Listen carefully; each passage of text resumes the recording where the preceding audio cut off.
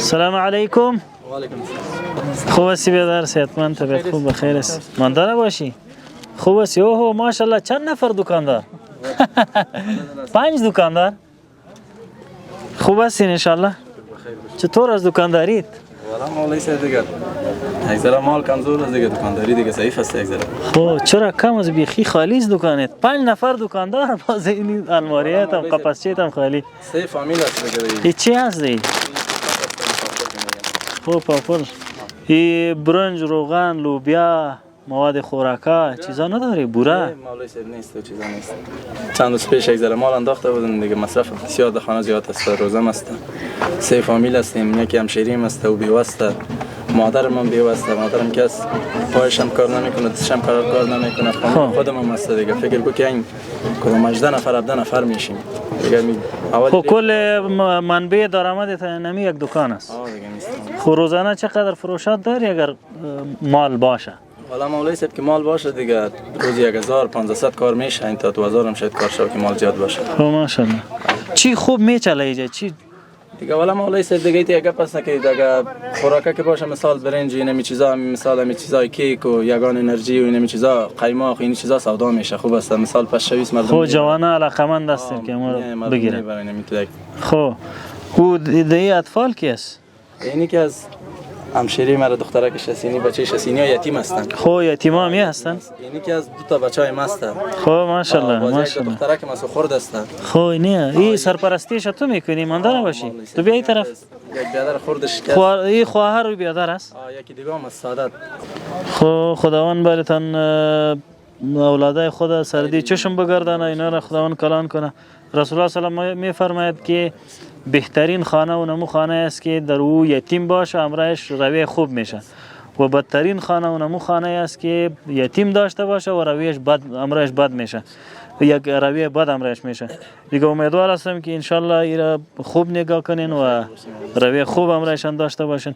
دیگه اینطور لیست داری چی براتون ضرورت است که انشالله کوشش کنیم اگر بتانیم که می دکان تا برات جور کنیم؟ والا مولای زبان لیست خاص دیگه. خب یا یگان مثال یا می تو بریم در دکان انشالله، به خاطر امی یتیمایی که سرپرستیش میکنی دکان براتون انشالله جور می بیا که بریم.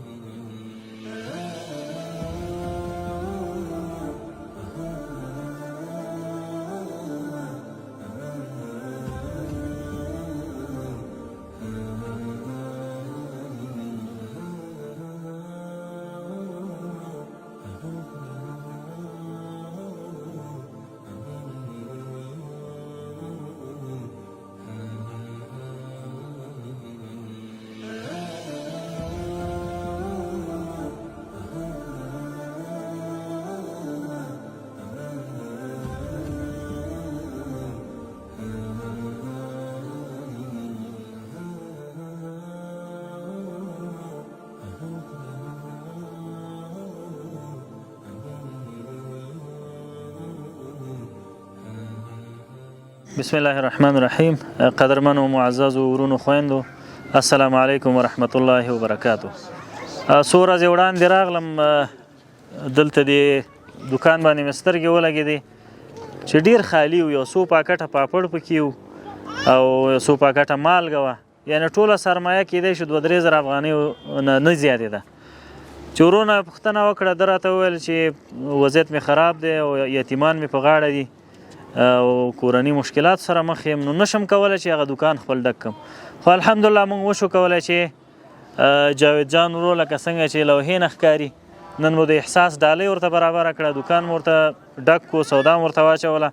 دا د دې یتیمانو په خاطر، دا 2 ماشومان چې تاسو ګورئ دا یتیمان دي، د دې په خاطر باندې چې دا ورور د دې سرپرستی کوي، نو دکان مو ورته جوړ کړو. الله تعالی دې په دکان کې برکت واچوي، الله دې د رزق یو د حلال رزق یو وسیله ورته وګرځي.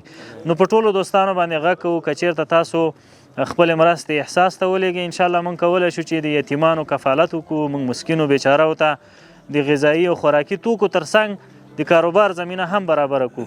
تر ټولو غوره خبره دا ده چې خپل هیوادوال موږ په خپلو پښو باندې ودرو. نو انشاءالله جاوید جان ورور نور د احتیاجي و محتاجۍ نه خلاص شو. دا کولی شي چې د خپلو اولادونو ترڅنګ د یتیمانو کفالت هم وکړي. از شما ما خیلی تشکری میکنم. خیر ببینید، زنده باشید که ما شما کمک کردید. ما این یتیما رو سرپرستیش میکنیم. این دکان که هست همین خرج خانه ما رو میکشه. خدا شما رو خیر بده، زنده باشید.